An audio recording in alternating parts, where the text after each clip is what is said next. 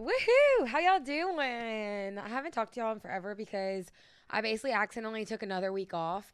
But I think it's just going to be like that. And if you want to hold me to a schedule, then you probably shouldn't be here. You know what I mean? Because I'm a busy girl. And I have really big news. Really big news. I don't want to share it yet because I want you to listen to more than 30 seconds of the podcast to be able to get the big news because I'm not posting about it quite yet. So, oh my God, I'm out of breath already. Anyways, so I went to Austin last week again, and so that was a little chaotic. I drove this time, so I drove up on. Do I want to talk about this right now? I really hope you can't hear that damn washer and dryer in the back because it is so loud, but I couldn't wait any longer because I have to get to dinner, and I don't have a lot of time. You know what I mean? I don't have a lot of time at all. But the thing is about it is that I realize I really don't introduce myself on my podcast. So if there's new listeners, screw you. You don't know who I am. So I'm going to try to be better about that. My name is Emily Rodrigue. I currently am in the process of retraining myself on how to say my last name because I'm moving to Austin and I don't want to be like the country little bum girl that everyone thinks I sound like when I step my feet outside of Louisiana. So basically, let me tell you a story. I was on a job interview a couple weeks ago, and the girls were like, "Oh my God, you have the cutest little country accent." And I kind of pride myself on like not having the most country accent, like especially compared to where I come from and my family and all of that. Like they have like Cajun, deep Vacherie accents. And yes, I have a little twang. I have an accent, but in Louisiana, like in the confines of this state, I don't have an accent. Does that make sense? At least I've been told that. And so when I was in this interview and they were like, "Oh my gosh, you have the cutest little country accent." They didn't say that in country, but like, I'm just saying it for effect. I was like, "Oh my God, what do you mean I have the cutest little country accent?" I didn't know that. And like when I started with my management agency, whatever they are to me, I don't really know. The people that like manage my social media jobs and everything, they were like, "Yes, we love like having country creators on our roster." And I was like, "Country creators? What's country about me?" Me posting a whole like swamp vlog and like I'm like, "What's country about me?" I don't know. So like I definitely want to like stay true to my roots, but also rebrand myself. So like currently I say ra-drege because that is what I was like raised saying because that's like the very country Cajun way to say it. But literally anytime we would travel, we would have to pronounce it differently for the hotel checkout desk person to understand like and find the name on our reservation because like when you say ra-drege, people not from Louisiana don't know what that is. So we would have to say Rodrigue or like Rodriguez without the Z. And so basically I'm rebranding myself to be Emily Rodrigue instead of, I literally almost said Rodrigue just now, instead of Emily Rodrigue. So, yeah, if you see me with a new last name, just mind your business, basically. Because what better time to do that when you're moving to a different state than when you're moving to a different state? You know what I mean? Andrew, who's my boyfriend, oh my God, the freaking washer machine. I'm about to like unplug it. Should I? You could probably hear it. Hold up. Okay, I'm definitely gonna have like soaking wet clothes, but who cares because the podcast is more important, okay? I'm so excited for this new apartment because I'm gonna have like a permanent podcast setup because anytime I record, I have to like set up the computer, the recording box, the microphone, the stand, all of that. And so I'm literally so excited to have a place. You know what I mean? Like I'm literally so excited. So, anyways, what was I saying? Oh yeah, I'm Emily Rodrigue to you. Wait, that was wrong. I'm still getting used to it, and so is Andrew, because anytime I say it, I've been practicing saying it when I check into my yoga class in the morning, because they basically, like, you sign up for the class, and then you, like, say your name when you get there, and they, like, click that you're here or whatever, and, like, they prove that you pay. I don't know. Something like that. So I've been practicing every morning, and Andrew started coming with me this week, and he's like, "Dude, I'm not used to the new last name yet. Emily Rodrigue. Emily Rodrigue. Not Emily Rodrigue." So, moral of the story is, I am Emily Rodrigue. Not Rodrigue. Second Opinion Society, welcome. Like a few minutes in, welcome to Second Opinion Society. Originally created to give advice, and that is what I'm doing. You know what I mean? But I've been getting a little more loose with it. It's a lot of life updates because I don't like posting all this stuff on Instagram. You know what I mean? This is a sacred place. And I feel like there's like a barrier of like who's listening to this, so I could be a little more open and a little more free. You know what I mean? So that's really exciting. Thinking about how wet my laundry's gonna be because I stopped it like when it was on the final spin. But it's okay. It's all worth it for the pod. So yeah, so welcome. I would like more write-ins, first of all. Hello. I want like the tea. Like, what do y'all understand about like I want the gossip? I want name drops, even if they're fake names. Like I want tea because I can only talk about friendships so much. But we are talking about friendships in this episode, but more importantly, kind of like having hard conversations in your 20s. So like basically I feel like when you're like up to this point, you can kind of avoid it or like have your, like, when you're a kid, your parents kind of have to help you a little bit or like this or that. But it's getting to the point where like I can't avoid hard conversations anymore as much as I'm trying to currently. And so I think all of these stories kind of tie in a little bit with that. Not all of them, but like most of them. So anyways, now that we're like a little bit in, I feel like the fakes have left. On Thursday, well, like 2 weeks ago, I guess, I got an email from, wait, I should just start from the beginning. So I don't know if y'all remember when like I flew to Austin like on a whim. It was like the day before.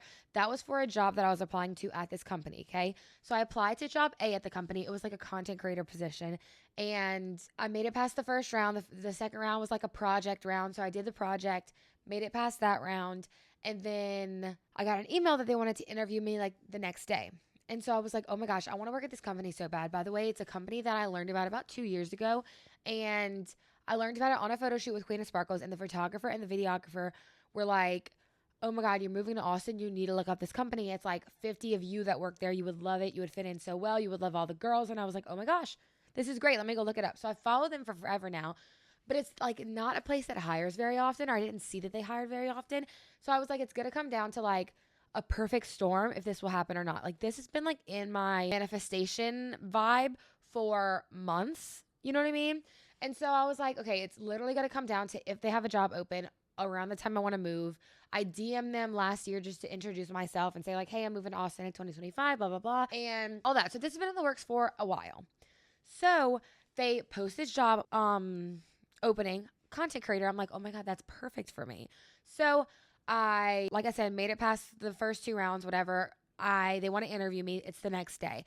I do not want to mess this up. I don't want to like miss an opportunity. And so basically I book a flight and get there because they were like, you could do it virtually, but it didn't sound like it was like ideal to do it virtually. So I was like, I am flying my butt there. So I used my Delta points, flew there same day, spent the night at Kylie's, interview the next day in my little pink power suit. I just posted the day in the life for that actually. And maybe like a week or 2 later, they emailed me I didn't get the job.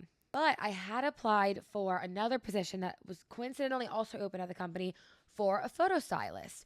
And I asked when they like denied me for the content creator position, I was like, what could I do better? Is there anything I can improve on? Like, please just let me know. I'm really open to feedback. And they were like, our team thinks you'd be better for this other role. So I was like, okay, they think it'd be better for this other role. I, in my head, thought I'd be better for the content creator role, but apparently like the team who obviously knows what the job entails, I didn't know what the 2 jobs entailed, thought I'd be better for this other role. So I was like really hopeful. I did like, their second round is always like a project. So I did the project. I turned it in. They wanted to interview me. And I was like, okay, like they gave me more of a heads up this time. So I think it was like a week and a half. So I was like, you know what? I'm just going to drive up on a Thursday, sleep at Kylie's house, interview on Friday, drive straight back on Friday, and it'll be great. So I'm like so nervous. I'm like, this is my possibly last chance to work for this company.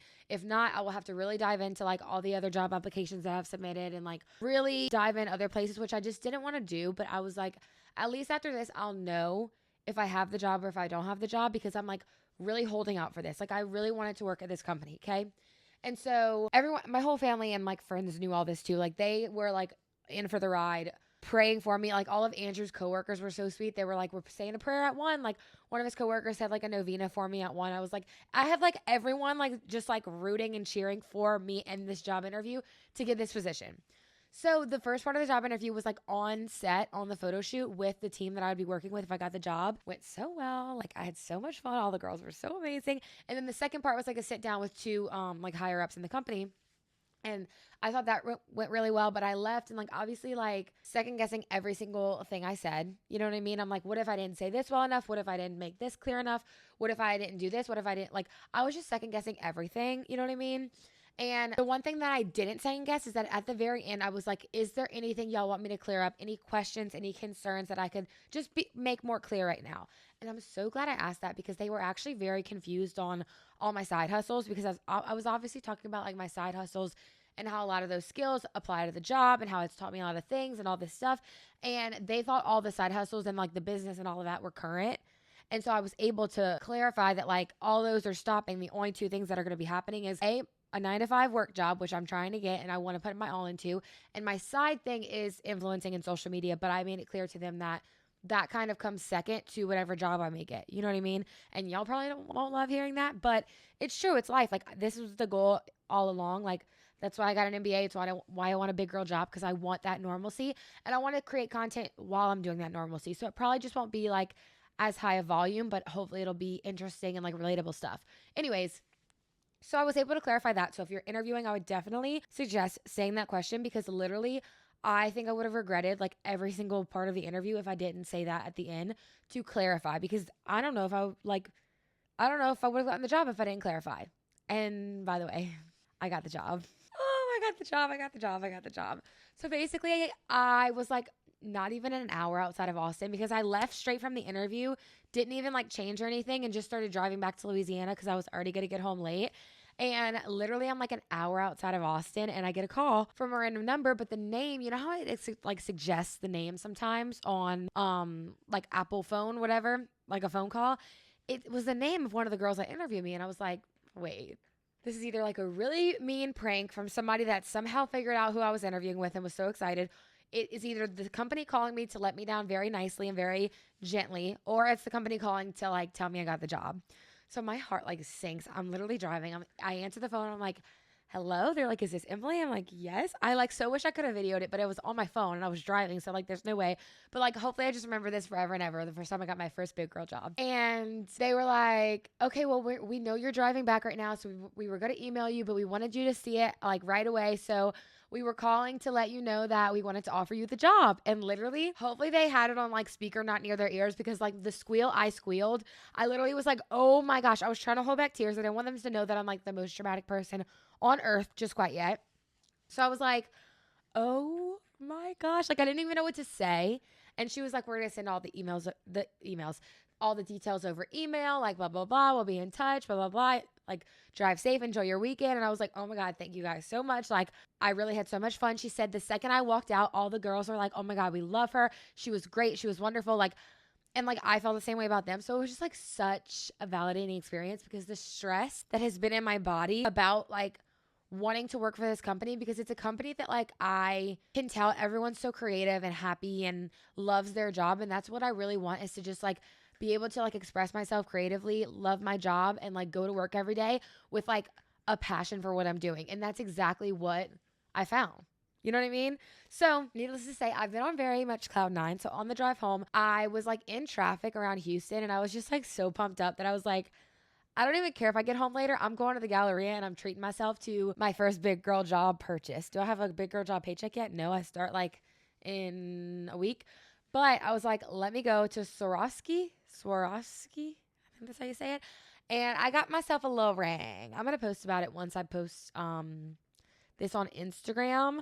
But yeah, I got myself a little ring, and it will forever be, I meant to put it on so I could show the YouTube people watching, but it will forever be like my ring to symbolize like my first big girl job, and like the day I got like something I've worked for so long. So that's really good. And I think I want to make it a thing to buy a piece of jewelry from there, because I love all their stuff really, every time I have like a big milestone. So that's my first one, big girl job. Maybe I'll buy myself another one when I graduate in August. Just an excuse really to buy Swarovski. I need to like be comfortable saying it if I'm going to be a Swarovski girl. So yeah, I'm very, very excited. Literally like everything just worked out quite perfectly, must I say. Like, I'm scared for like something bad to come, because everything is working out very good for me right now. And I think the badness was the last couple months really. And I think I'm finally like on the other end. And I know like I basically cry every podcast episode, but like the feeling of just finally getting something that like I've been working so hard for through all this like pain and grief and like suffering was very, very, very fulfilling, and like an eye-opening moment to like, there is brightness in the future, and the future is bright even though the past has been so dark. So not to be dramatic, but it has been a very happy experience and happy news. I'll take a little break, be right back. So yeah, but needless to say, the start date is before we're moving. So I therefore have to speed up my packing process, because I'm moving to Austin on June 1st. That is very, very, very soon. So I basically am like gonna go up that first week by myself, sleep on like an air mattress in our apartment that we still haven't gotten approved for, which I feel so annoying calling like almost every day. But I'm like, hey, can you guys approve us? Like she basically said like we're definitely gonna get approved. It's just a matter of when. And I'm like, can the when be sooner rather than later? Because I need a concrete like plan. You know what I mean? I'm driving up there June 1st either way. Whether that's to a hotel or to an apartment, I hope it's to an apartment. You know what I mean? So, in two ways. So yeah, I'm gonna go that first week alone, fly back Friday, go to my going away dinner Friday. I have a going away party Saturday, which that reminds me I have not sent out invitations for. And then Sunday, we're taking the U-Haul, taking everything and officially doing the move to Austin. So I'm very, very, very excited. And then back to work on that Monday. You know what I mean? So it'll be a very fun, chaotic, funky, fresh 2 weeks. But it's happening. It's really happening. And that is the crazy freaking part, is that it's actually all happening. Like I'm in my living room right now. On my left, all the clothes I'm selling from my closet sale, which I invited a bunch of strangers to come to my house to shop on Saturday, which hopefully no one murders me or stalks me or kills me. But we're just going to hope for the best. It's all girlies that just want cute clothes. So I trust them. And then to my right, it's a bunch of empty boxes and packed boxes because I have 3.5 boxes packed so far. So I'm doing pretty good. But I'm also just like cleaning everything out because I do not want to take like a speck of dust to Austin if I'm not going to use it. Like, you know what I mean? So I am like throwing, donating, selling, giving away, like get it all out. If I don't need it, if I don't want it, if I don't absolutely need it in my life, it's gone. It's gone. You know what I mean? I'm like cleaning everything out. So that's been really fun, but also really stressful because I second guess every decision. So it's, you know. So let's see what else is on the list because I've been blabbing for a little bit now. Okay, so I think that's all my updates for now. So let's get into the write-ins. My best friend keeps entertaining guys in relationships that she shouldn't be even talking to. For example, she keeps snapping a guy who has a girlfriend. She also hit on guys right in front of their girlfriend or the girl that the guy is talking to. She thinks it's funny and she says that she doesn't owe the girl anything. I keep telling her that this is really messy, but she doesn't see the problem. I don't know what else to tell her. Some of the girls in our sorority have started to dislike her because of this. Obviously, the men in relationships shouldn't be doing that either, but I just feel like it's wrong for her to initiate it. How do I tell her she needs to stop talking to taken men because it's starting to make me not trust her as a friend? Okay, that is like really crazy. Like, especially in like today's age of like girls, like, does she have no like scruples, morals, anything? You know what I think she needs? I think she needs to get a boyfriend and she needs to have someone take her boyfriend from her. And I think that would teach her to never do that again. Like, because honestly, and I know this is your friend, but I wish nothing but the worst for her because that is terrible. Hopefully these men aren't flirting back, but the fact that she thinks it's like funny, like that would basically make me uncomfortable. Like I remember in college, I had a guy best friend, okay? And me and him, like we were both single, nothing like crossed the lines or anything. But when we were like going out and everything, I'd be very like huggy on him or like we would like, I would make him like skip with me holding hands. He wouldn't love to do it, but whatever. And when he got a girlfriend, I understood that like a lot of that had to stop. He never said anything. She never said anything. But me as a person with like morals and like surrounding awareness was like, okay, wait, he has a girlfriend. I'm going to respect his girlfriend that I am becoming friends with and not like hang on him and hug him and kiss his cheek and stuff and like pictures and stuff. You know what I mean? So like, that's like my worst nightmare is like a girl that like doesn't know her boundaries. You know what I mean? Because like, obviously you want to trust like the men in your life, but that's a really red flag for your friend. And I understand why girls in the sorority are like not liking her, you know? I don't even know how you like her as a friend if she acts like that. Like if it's as bold as you're explaining it, that's like really crazy, you know? So the question is, how do I tell her that she needs to stop talking to taken men because it's starting to make me not trust her as a friend? I think, and this is part one of having those difficult conversations that are really not fun and it's easier to tell somebody to have them than to have them. I think it needs to be in a calm environment, no alcohol. And you need to sit this girl down and just be like, look, I don't want to make this a bigger deal than it is, but it has become a pretty big thing where girls in the sorority are talking about you and I'm your friend and I want to get to the bottom of this and I don't want you to feel like people are talking behind your back, but it's about X, Y, and Z. And you could say the events, you could say the general premises of your like trying to go with married, taken, whatever men. And you could tell her like people are starting to notice and people are starting to talk and it's not a good look. And like, I don't know if it'd be best to like, I don't know if you have a boyfriend. I don't think you said that. But if like, I don't think it'd be best to say like, and if I got a boyfriend, like, I don't even know what you would do, blah, blah, blah, blah. Like, would you hook up with my boyfriend, blah, blah, blah. I don't know if it's best to go there unless she's like really not understanding it, because there could like definitely take the friendship to like another level of like disconnect. You know what I mean? So I would, what was that noise? Hello? I just heard a weird noise. I don't know what that was. Anyways, so I would start with, hey, I'm your friend. I want to have your back. A lot of girls are talking about your actions, X, Y, and Z. And if she's like, oh yeah, I know, I need to get better about it. Or if she's still like, oh, screw them, it's not my problem, I don't owe the girls anything, blah, blah, blah, blah.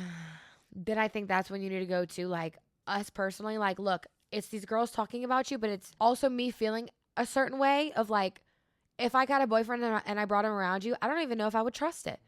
Like, I don't even know if I would trust you, who's one of my best friends, and my boyfriend. You know, it's gotten to that point. I think like, it might not be the most mature thing to throw in her face, but I think she might need it. You know what I mean? So good luck with that. Honestly, like, reevaluate that friendship, because that's really crazy. Really, really crazy. At least in my personal opinion. All right, next up. Zaza snoring.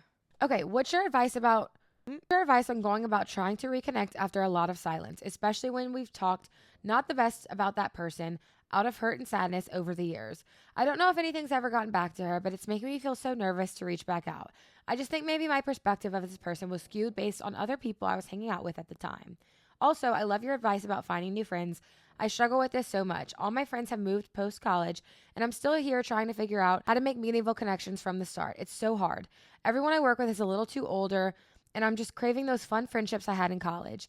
I've done some reconnecting and showing up for friends who moved back home, but would love to grow my circle. Looking at Insta makes me feel like I'm the only person without a friend group. Any advice on where and how to connect when you're feeling like you've exhausted all efforts?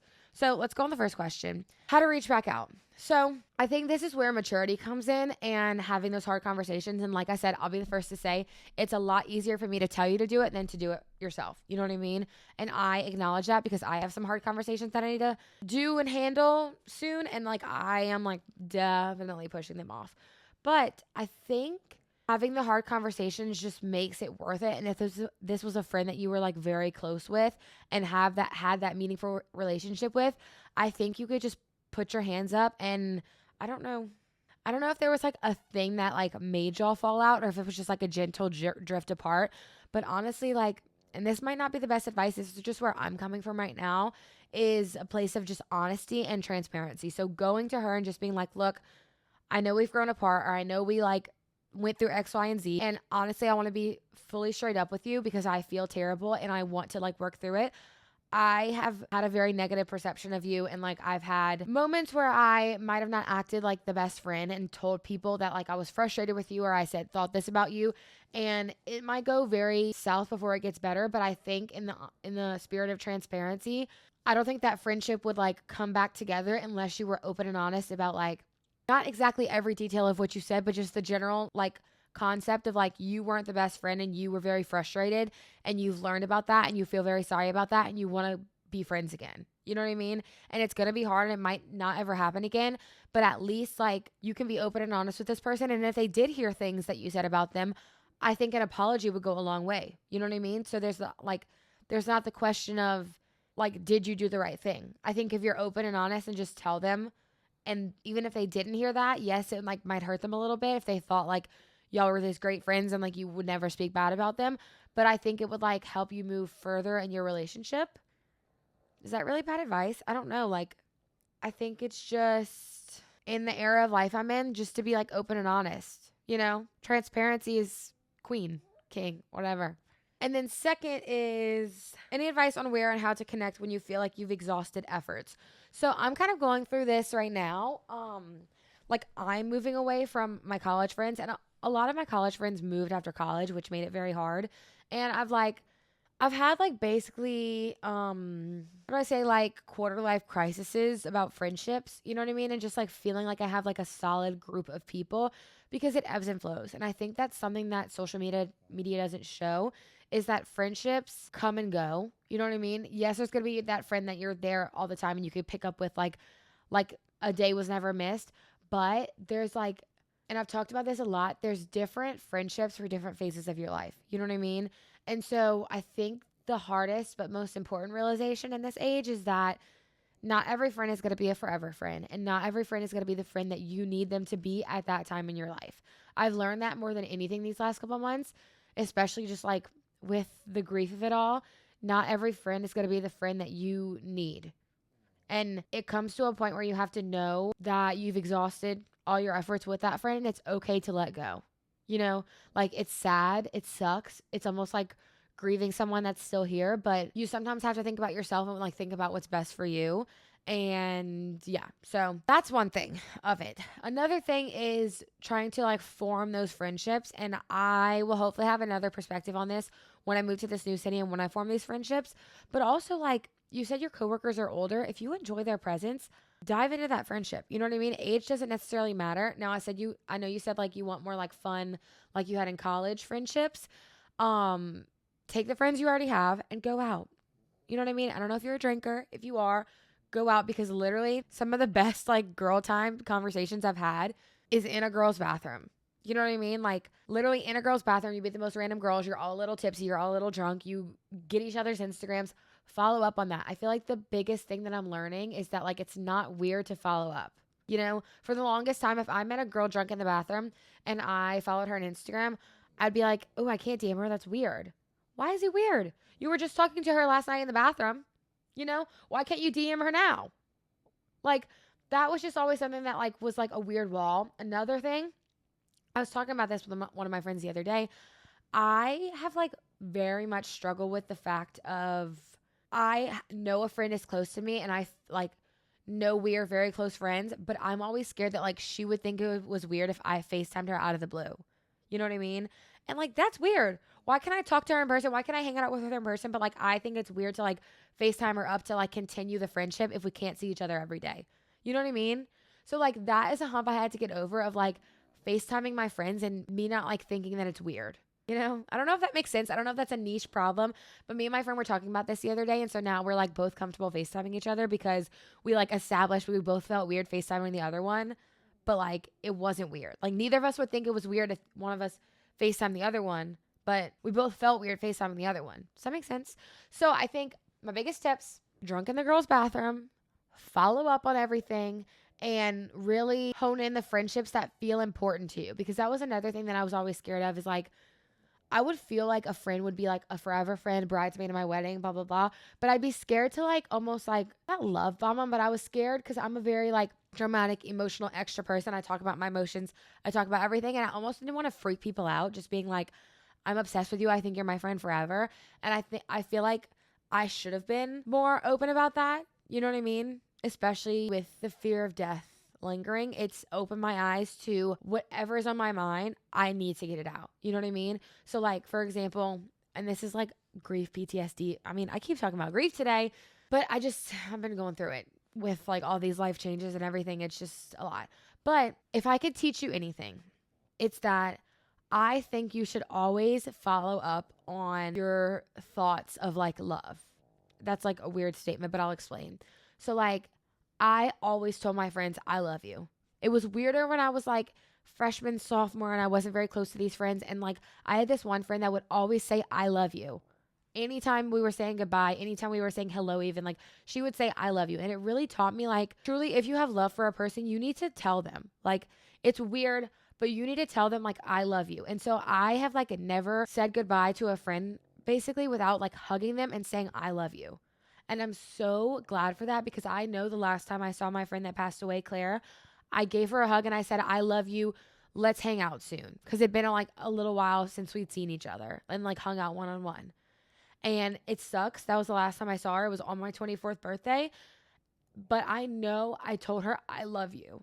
And so that has brought me like a lot of peace and a lot of solace. So honing in on those friendships that you already have, telling people you love them, but also like, if I have a thought pop in my head to be like, oh, I want to talk to this person, or I want to tell this person this, or I want to call this person, I do it. You know what I mean? I'm not questioning if, oh, what if they're busy right now? They'll call me back or I'll text them. You know, I'm not questioning it. I'm just doing it. Like if I want to tell this friend or that friend, like, hey, I have this great news, then I'm going to do it, you know? Okay, I low-key have to go, so I might be back with 2 stories later, but if not, I love you, bye. But I'll probably be back with 2 stories later because like this is like kind of short, I feel. And That was like so not a lot of the podcast episode. Okay, so I'll probably be back. Love you guys. BRB. Whew. Quick intermission. I went to dinner. Been 77. It was good. Got 2 little apps. Then went and meet Andrew at a bar because he was grading papers at the bar. Had a little drink. Now back home, finishing recording the podcast. And then going probably out to a bar, even though it's a weeknight, to meet Andrew's friend from New Orleans that's in town. He brought his like friends to like show them around Baton Rouge. So I think we're going to hit the little like Duvix, ZZ's, Ivar circle. So a little night and a 5:30 workout in the morning. Scared. Anyways, I'm out of breath. Breathe. Okay. We have 2 more little write-ins. So this next one is about friendships. I didn't even like read it all. I'll just be so honest. I'm also 2 glasses of wine in. And honestly, the writing was so long that I put it through ChatGPT to like summarize it, and it's still kind of long. So bear with me. Hopefully it's good. I'm really struggling with friendships right now and feel more alone than I ever have. When I first started college, I had a big friend group from high school since most of us stayed local. But I joined a sorority while they didn't, and we started to drift. Honestly, they were toxic anyway, so I saw it as a chance to make better friends through my sorority. A few months in, I found a friend group there. But I also got back with my ex who had hooked up with multiple girls in my sorority while we were broken up. That should have been my sign not to get back with him. I started avoiding sorority events and pulling away from friends because I didn't want to go without him and cause fights. I lost myself in that relationship, and by the time we finally broke up, I felt so disconnected. I'm still technically friends with the sorority girls, and they're sweet and invite me places, but it all feels surface level, like they each already have their person and I'm just floating. Through all of this, my childhood best friend was still in my life, and I never felt truly lonely because of her. But we started slowly growing apart during freshman year. We had different lives, were busy, and stopped seeing each other as often. One small issue ended up breaking up our friendship, and that loss hit me hard. I miss having someone who's always down to hang, go for drinks, book a spontaneous trip, just a true best friend. I know this is mostly my fault for not ending things with my ex sooner, but I feel like I missed my window to build those deep college friendships. I have friends, but not a best friend. No strong group, and lately it's hit me. I don't even know who to call when I want to grab dinner or just hang out. It's such a weird place to be. I know I'll meet people after I graduate and move, but right now it feels like everyone already has their group, and since I'm in that area, I feel like I should know everyone already, which makes it worse. Lesson learned, don't push people away to protect a toxic relationship. It's not worth it. So, to touch a little bit, firstly, on what I talked about earlier, just reach out. You know what I mean? All those friendships are going to feel surface level as long as you keep them surface level. You know what I mean? If you start putting the effort in, they're going to see that because they are inviting you places, so they are putting effort in. Find somebody that you feel comfortable with in that group and not latch on to them, but like find somebody that you could see yourself hanging out with one-on-one, having conversation with, feeling comfortable, FaceTiming when like something happens, and start building that friendship. It might feel really weird at first. It probably will. But if you just build that friendship and kind of forget about like you feeling distant, I think you'll really start to build those friendships past surface level. I really think that's where I was stuck for so long. And like, I was also stuck feeling like, especially after college, and I think you're still in college, but like after college, it literally is like a life crisis of feeling like you don't have like a group anymore because you grew up your whole life having a group. You have a group in middle school, high school, college. Like you always have like a group, and then you graduate college and it's like, oh my gosh, like this friend's moving this place, this friend's moving this place. Like it's never going to be the same, and it's never going to be like I have these 7 friends, we hang out every day. Like it will never be like that. And I think once you finally let go of like the perfect image of like the friend groups in the movies or like the friend groups that so seemingly look perfect on Instagram, I think you'll have a lot more joy in like just building individual friendships with the people that you connect with naturally. You know what I mean? And it kind of sounds like you and this friend had a falling out over something kind of silly. And do you think you can like talk with your, like the theme of this episode is basically like having those tough conversations. And I'm wondering if like, can you have a tough conversation with this best friend to mend things or to at least get it started on the mend? You know what I mean? Because if it was a small thing that broke y'all up, then maybe egos or whatever got in the way that you can really move past it and work through it. It's just about someone putting their ego or like pride aside and reaching out initially and the other person accepting. You know what I mean? So I don't think it would be the worst thing for you to reach out because what's the worst that could happen? They say no. You're already not speaking. You're already not friends anyway. So like worst that could happen, you stay not friends. Best that could happen, you become friends again and you have that best friend back. But most importantly, I do think you need to like cherish and what do you call that? Like nurture these friendships that you have in your sorority because they obviously like are still inviting you places. Like I think my like junior and senior year, I remember like, I think it was like from the spring semester of my junior year to the fall semester of my senior year, I got a boyfriend. I was running a storefront, basically. I was running a whole business. I had a whole nother job, and it was a lot. And the thing that fell by the wayside was my social life and was my friendships.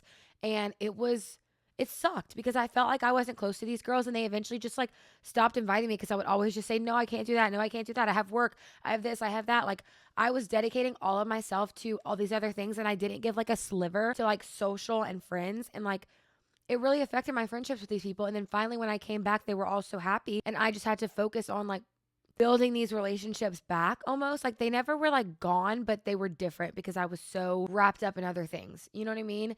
And so I really had to work on building those friendships back in order to feel like I was like not surface level with them again. So I know exactly how you feel. It's just about putting pride aside and not being scared and really knowing that you were friends with these people at one point. You could be friends with them again. And if you just like nourish, as I say it, or nurture or whatever, those friendships, you could build them back. So I wish you the best of luck. It's hard, and it's hard feeling like I remember feeling like this a million times, and I promise you a lot of other people do too. Like there'd be times when, especially when Andrew studied abroad, and like he was my person to always like, hey, you want to come run to the grocery store with me? Hey, you want to come run to Walgreens with me? Hey, you want to come run here with me? And I didn't have like a friend that filled that place because I didn't live with any of my friends. And it's really hard when you don't live with somebody. So finding little things that you could plan with people, like even if it's just like a walk around the park or something, finding little things where you could spend quality time with these people and fill those gaps where you don't feel as weird saying like, hey, you want to go to Walgreens with me? You know, let's just go do an ice cream run and then watch a movie. Just building yourself back up to that, I think you can get back there. You have time. You're young. It seems like you're like kind of like sophomore, junior-ish in college. I mean, you did say your age. I guess I could go look. Let's see. Yeah, so you're 21. So I got the age just about right. You have time and fix it now before you graduate, because then like you'll really feel disconnected from these people. Because if you find people that you like at one point got along with, it's important to keep that and cherish that. Moving on. Last one. I think this one's not advice. It's more of like a little crazy story. I love how like they wrote this too. OMG, y'all, I had to send this in because it still does not feel real. So I'm 22 now, but this happened when I was like 19. I was in a sorority at college in Louisiana, not naming names, LMAO, and one of the older girls was like, let's throw a bonfire at her family's land way out in the middle of nowheres. So we all dressed up so extra, like boots, rhinestones, Daisy Dukes, like we were going to Stagecoach or something. We drive out there, the music's blasting, people are already like way too drunk, someone's roasting marshmallows, it's cute, right? Then one of the girls, and of course it was one who's a total liability every time, decided it would be funny to light fireworks inside the barn, like inside. They go off, sparks everywhere. Some of the firework caught fire. Someone's screaming, someone's pouring beer on it, like that's gonna help. It didn't, by the way. Then, because it's Louisiana and everyone's nosy, someone calls the cops saying there's a suspicious fire, and bro was like 15 minutes. Within 15 minutes, 3 sheriffs and a fire truck pull up, lights blaring and everything. It was giving live PD. They made us all line up against the crusty old fence and started asking us questions. And I was like, oh, cool, I'm going to jail in a cowboy hat and glitter eyeliner. Love that for me. But the only reason we didn't get arrested was because one of the deputies had a niece who was pledging our sorority, LMAO. She literally vouched for us so bad. They made us put out the bonfire and leave. And the chapter president was like shaking, crying, throwing up. Then at chapter that week, one of the girls tried to argue that it's not arson if the barn didn't burn down, which is actually maybe the dumbest thing I've ever heard in my life. Like, girl, what? Anyways, moral of the story is if you see a drunk sorority girl holding fireworks, just go home immediately. Nothing good is happening. That's a fun little story. I wish I could have been there. Honestly, some of my funnest memories is like in Grand Isle, which is like the beach town of Louisiana, if you could call it a beach town. It's like camps and fishing and brown sand beaches, but it's the funnest time you'll ever have. And we would be drinking at these parties underage because it's Louisiana, hello, with our parents' permission, obviously. And these parties would be like shut down by the cops, and we would like basically play like tag with the cops. Not actually, but like we would be running from the cops, and like whoever got caught, they were maybe getting arrested. So like it was always a fun little game to play. Maybe I shouldn't be saying this on the internet, but it reminds me of that. And it was fun. One time we were at a beach party in Grand Isle, and there was like a bunch of people there. And this is how like unserious the Grand Isle cops are. They basically made us all sit in a circle. Some people ran, but like for some reason my friend group just like listened to the cops and like sat down in this circle. And the cops like sat in the middle and like retold us stories from like their high school days while they were like while the other 2 more serious cops were like trying to decide what to do with all of us. Cause it was like 100 people. Like it wasn't like they could arrest us all. They couldn't. You know what I mean? They simply couldn't. So I think they all just like watched us pour all our drinks out and then just like leave the beach. That's crazy. So anyways, I know I already told y'all bye. I just wanted to come back and finish that off a little bit because that's what I had planned for the episode. Well, hope y'all liked it. I think I might do a sorority episode next week, but I hope that's not like boring for like the people that aren't rushing a sorority. I just think it would be interesting and I might possibly have a guest. And I'm trying to like record episodes before I move because the moving 2 weeks is going to be crazy, as I mentioned earlier. So we'll see, you guys. We'll see. Okay, well, love you guys so much. Thanks for listening. Please write in. If you know a girl rushing, maybe send her my podcast Instagram because we'll talk about it. You know what I mean? Anyways, love you guys so much. Thanks for listening. Thanks for watching if you're watching on YouTube. And bye.